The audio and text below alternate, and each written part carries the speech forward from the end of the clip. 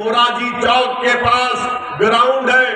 MLA को तौफीक नहीं हुई कि उस ग्राउंड को बच्चों के खेल के लिए बचाया जाए। एमएलए आंख बंद कर लिया और वहां पर पुलिस अपने क्वार्टर्स बना रही है। इस विधानसभा के लिए वो ग्राउंड अहम है ताकि हमारे बच्चे वहां पर जाकर खेल कूदे, मगर एमएलए को उसको फिक्र नहीं है। कब्रिस्तान है, कब्रिस्तान के सामने गेट तो बन गई मगर कब्रिस्तान के अंदर सफाई नहीं होती, लाइट का इंतजाम नहीं किया जाता।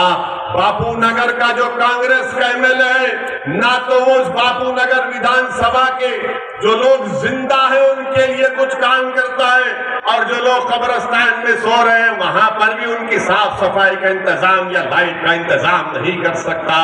तो मैं बापू नगर की जनता से अपील कर रहा हूं कि आप शिब्बू भाई का साथ दीजिए। आपकी विधानसभा को इंशाअल्लाह ताला एक मिसाली विधानसभा हम बनाएंगे। मेरे अजीज दोस्तों और बुजुर्गों, यही कांग्रेस का विधायक अहमदाबाद का मेयर भी था। क्या किया इन्होंने? इनके बहुत कारनामे हैं। मैं कांग्रेस के विधायक को एक बात कहना चाह रहा हूं कि दुनिया भूल गई होगी मगर मैं हमेशा याद रखता रहूंगा कि तुम्हारी मौजूदगी में वली गुजराती की खबर को मिसमार कर दिया गया था। अगर तुम समझ रहे हो कि हम भूल गए, हम नहीं भूले हैं। ये कांग्रेस के विधायक में और इसकी सोच में और आरएसएस में कोई फर्क नहीं है। मेरे अजीज दोस्तों और बुजुर्गों, इसीलिए यहाँ के बापू नगर के तमाम जनता से अपील कर रहे हैं कि आप एक मर्तबा शिबू भाई के हक में अपना साथ दीजिए ताकि बापू नगर की जनता जो विकास से, तरक्की से महरूम हो चुकी है, उनको विकास मिले, उनको उनका हक मिले। जो लोग कहते हैं कि मजलिस क्या करती है, तो मैं आपको बता रहा हूं कि मैं भी एमपी हूं। मैं आपके सामने खड़े होकर इस बात को कह रहा हूं कि मेरे हैदराबाद के एमपी हलके में एक विधानसभा कारवान, जहां पर किले गोलकुंडा भी है जो मशहूर तारीखी किला है, वहां पर मैंने अपने एमपी लाइफ के फंड से बच्चियों की तालीम के लिए, हमारी बेटियों की तालीम के लिए मैंने 8.5 करोड़ की एक बिल्डिंग बनाई जिसमें हमारी बेटियां 11th और 12th क्लास और डिग्री कॉलेज वहां पर मैंने एमपी फंड से बनवाया।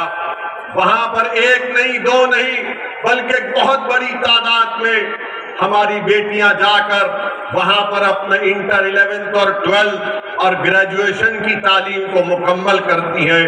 लोग कहते हैं कि हमारे से सवाल करते हैं, हम पर इल्जाम लगाते हैं कि असदुद्दीन ओवैसी सिर्फ जज्बाती तकरीर करता है। हाँ, अल्लाह ने मेरे सीने में धड़कता हुआ दिल दिया है। अल्लाह ने मेरे सीने में दिल की जगह पत्थर को नहीं रखा है, मेरे सीने में धड़कता हुआ दिल है। मैं इंसान हूं, मैं किसी गरीब की तकलीफ को अपने सीने में महसूस करता हूं। अगर मेरी बेटियों की आंख में आंसू आएंगे तो मैं आपसे वादा कर रहा हूं मेरी बेटियों, तुम्हारे आंख के आंसू मजलिस के एक जिम्मेदार तुम्हारे आंख के आंसू भी पहुंचेंगे और इंशाअल्लाह तुम्हारे ख्वाबों को पूरा करने की कोशिश करेंगे। मैं बापू नगर के बुजुर्गों से वादा कर रहा हूं जो बूढ़े हैं, जो ज़ईफ हैं, हम आपसे वादा कर रहे हैं कि शिब्बू आपके लिए एक बैसाखी बनकर उन गरीबों के और हमारे बुजुर्गों के, ज़ईफ लोगों के ख्वाबों को पूरा करेगा। मैं बापू नगर के नौजवानों से वादा कर रहा हूं कि नौजवानों, अगर तुम्हारे दिलो दिमाग में नाउम्मीदी पैदा हो चुकी है, फ्रस्ट्रेशन पैदा हो चुका है, तो मैं आपसे वादा कर रहा हूं बापू नगर के नौजवानों, ये शिब्बू तुम्हारी उम्मीद बनेगा। ये शिब्बू तुमको दुनिया में एक नई राह दिखाएगा। वो कभी तुम नौजवानों के दिलों में नाउम्मीदी को पैदा होने नहीं देगा। मेरे अजीज दोस्तों और बुजुर्गों, ये बापू नगर के डेवलपमेंट का ये प्लान, ये मजलिस पार्टी का है। मैं बापू नगर के तमाम जिम्मेदारों से अपील कर रहा हूं कि आप मजलिस को मौका दीजिए। कांग्रेस का विधायक बिल्कुल नाकाम साबित हुआ है आपके मसाइल को हल करने के लिए। हमने एक हरकियाती नौजवान को एक जिसके दिल में गरीबों के लिए एक तड़प है, जिसके दिल में मजलूमों को इंसाफ दिलाने का एक लगन है, आप यहां से शिबू भाई को वोट देकर मजलिस को नहीं बल्कि बापू नगर की जनता अपने आप को कामयाब करे, ये मैं आपको बताने के लिए आया हूं। दूसरी बात मेरे अजीज दोस्तों और बुजुर्गों, दूसरी बात ये कि लोग बोलते हैं कि मजलिस के तेलंगाना में 7 MLA, आपने क्या काम किया। लोग बार बार इल्जाम लगाते कि मजलिस नफरत की राजनीति करती है। अरे जो लोग हम पर इल्जाम लगाते हैं, कभी आओ हैदराबाद को आकर देखो, तेलंगाना को आकर देखो कि मजलिस ने क्या काम किया।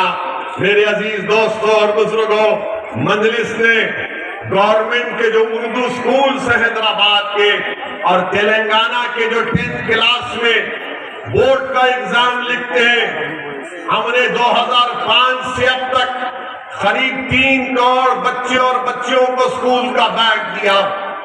10th क्लास की इम्तिहान की फीस हम तेलंगाना में देते हैं। मेरे ख्याल से अब तक 8-9 करोड़ रुपए उस पर खर्च हो चुके हैं। ये काम मजलिस करती है, इसीलिए तो मजलिस जीतती है। मैं आपसे बल्कि बापू नगर नहीं बल्कि गुजरात के उन तमाम जनता से अपील कर रहा हूं कि आप एक मर्तबा मजलिस का दामन थाम लीजिए। एक मर्तबा आप असदुद्दीन ओवैसी की बात पे यकीन करिए। एक मर्तबा साबिर काबुलीवाला की क़यादत को मजबूत करिए। मैं आपसे वादा कर रहा हूं कि इंशाअल्लाह ताला नाइंसाफियों के दौर का खात्मा होगा। गरीबों और मजलूमों को एक नई उम्मीद की किरण नजर आएगी कि अब तक हमने जिनका साथ दिया था उन्होंने हमको धोखा दिया। मेरे अजीज दोस्तों और बुजुर्गों, जो लोग मजलिस पर यह भी इल्जाम लगाते हैं कि मजलिस हिंदुओं के खिलाफ है, मजलिस कभी हिंदुओं के खिलाफ थी ना कभी रहेगी इंशाअल्लाह ताला। बताओ, असदुद्दीन ओवैसी का एक स्टेटमेंट निकाल कर बताओ कि असदुद्दीन ओवैसी ने किसी मजहब के खिलाफ कोई बात कही है। हाँ, यकीनन मैं एक मुसलमान हूँ, मुझे उस पर फख्र है और जब तक जिंदा रहेगा, अल्लाह मुझे जिंदा रहेगा, मैं फख्र करूंगा कि हाँ, मैं भारत की जमहूरियत में मैं एक फख्र से कहूंगा कि मैं मुसलमान हूँ। और हमारा फर्ज ये बनता है कि हम सबको साथ लेकर चले। लोग इल्जाम मुझ पर लगाते हैं, इल्जाम लगाने वालों, तुम्हारे पास सच्चाई नहीं है। सच्चाई ये है कि हैदराबाद, मेरे हैदराबाद के पार्लियामेंट की कॉन्स्टिट्यूंसी में एक इलाका है लाल दरवाजा, वहां पर एक मशहूर मंदिर है। उस मंदिर के पुजारी को जब कोविड हो गया था तो उस पुजारी के जिम्मेदारों ने मुझसे सुबह 2 बजे फोन करके कहा कि ओवैसी साहब, पुजारी जी को कोविड हो गया है, सांस लेने में मुश्किल हो रही है, अस्पताल में कोई बेड नहीं मिल रहा। तो हमने आधे घंटे के अंदर वो पुजारी जी को अपने अस्पताल असरा हॉस्पिटल में उनको बेड दिलाया, उनका पूरा इलाज करवाया और वो शिफायाब होकर निकले। बताओ फिर फिरका परस्त कौन है? उसी मंदिर के पुजारी के लोगों ने हमसे आकर कहा कि आप सब काम कराते हैं, मंदिर को सरकार से बोलकर पैसे दिलाइए। तो मैंने अकबरुद्दीन ओवैसी से कहा कि अकबर जाओ असेंबली में इस मसले को उठाओ। और अकबरुद्दीन ओवैसी ने तेलंगाना की असेंबली में चीफ मिनिस्टर तेलंगाना से इस बात का मुतालबा किया कि लाल दरवाजे की मंदिर के लिए 3 करोड़ रुपये चीफ मिनिस्टर मंजूर करो। तो तेलंगाना का चीफ मिनिस्टर खुश भी हुए और ताज्जुब कर रहे थे कि आप ये कह रहे हैं। तो अकबर ने कहा कि हम किसी मजहब के खिलाफ ना थे ना रहेंगे, हमारी लड़ाई हमारे हक की लड़ाई है। कोई मंदिर में घंटी बजाए, कोई मस्जिद से हय्याल सलाह हय्याल फलाह की सदाएं दे, कोई गिरजाघर को आबाद करे, कोई गुरुद्वारे में अपना जो मजहबी त्योहार अदा करे। हम सिर्फ यही चाहते हैं कि भारत की राजनीति में सबको अपना अपना हिस्सा मिले। हम ये नहीं चाहते कि हम गरीबी और कस्बापुरसी के आलम में पड़े रहे और दूसरे इतना तरक्की करें कि वो आसमानों पर पहुंच जाएं और हम नीचे रह जाएं। ये हमारी लड़ाई है मेरे अजीज दोस्तों और बुजुर्गों। यकीनन हम भाजपा के खिलाफ थे और रहेंगे। हम कांग्रेस के खिलाफ इसलिए हैं क्योंकि कांग्रेस और भाजपा में कोई फर्क नहीं रहा। यकीनन हम आप पार्टी के खिलाफ इसलिए हैं क्योंकि उनका जो रवैया भी है कि वो मोदी से ज्यादा हिंदुत्व की आइडियोलॉजी पर चल रहे हैं और हम पर इल्जाम लगा दिया जाता है। कांग्रेस और आप पार्टी कहती है कि ओवैसी बीजेपी का बी टीम है और बीजेपी ये कहती है कि ओवैसी मुल्क के खिलाफ है। माने ये लोग हमको बी टीम कांग्रेस और आप और बीजेपी कहती है कि ओवैसी नया जिन्ना है। माने जिन्ना किधर है मुझे नहीं मालूम, जिन्ना किधर गया मुझे नहीं मालूम। मैं तो उन लोगों की औलाद हूं जिन्होंने जिन्ना के पैगाम को ठुकराया और भारत को माना। मैं तो उन लोगों की औलाद हूं जिन्होंने पाकिस्तान को पाक नहीं माना, भारत को पाक इसलिए माना क्योंकि ख्वाजा अजमेरी की सरजमीन है। ये बीजेपी वाले ओवैसी ऐसा है। कांग्रेस और आप एक बयान लगाते। मैं बीजेपी कांग्रेस और आप से एक बात कहना चाह रहा हूं कि तुम लोग किसी एक जगह पर अहमदाबाद में बैठ जाओ, मोदी, राहुल और केजरीवाल तीनों बैठकर ये तय कर लो कि ओवैसी क्या है। तीनों बैठकर तय कर लो। अगर तुमको चाय पीना चाह रहे, बिस्किट खिलाना जिनको है मंजूर, तो मैं सागर भाई को बोलूंगा कि जरा चाय बिस्किट का इंतजाम कर दो। अगर तीनों एक बार बैठकर तय कर लो कि मैं क्या हूं, मुझे तुम क्या पुकारते हो उसकी कोई फिक्र नहीं है, क्योंकि मुझे मालूम कि जब तक अल्लाह मुझे जिंदा रखेगा, सेहतमंद रखेगा, ये तमाम लोग मुझ पर इल्जाम लगाते रहेंगे। तो मैं इनसे इतना ही कहूंगा कि कोई पत्थर से ना मारे मेरे दीवाने को। मेरे दोस्तों और बुजुर्गों, ये इनका निशाना आप देखेंगे कि साबिर काबुलीवाला साहब अपने विधानसभा की तरक्की के लिए अहमदाबाद के मेयर से मिलते हैं। सबको पेट में दर्द शुरू हो गया। इस साबिर काबुलीवाला मीटिंग किए।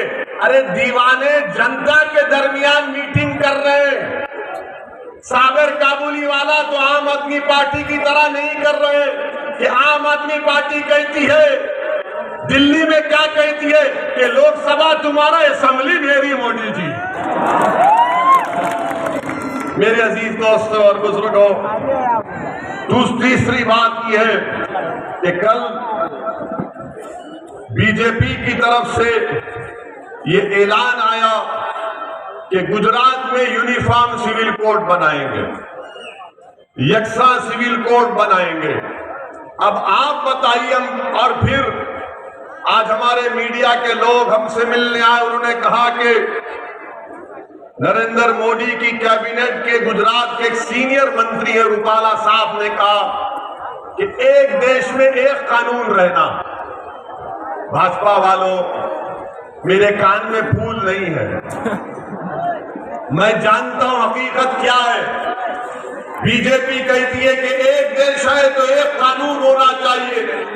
बीजेपी को यह समझना चाहिए कि आपके पास थम्स अप लोग होंगे, हमारे पास नहीं है। हम पढ़ना लिखना जानते, हम संविधान पढ़ते।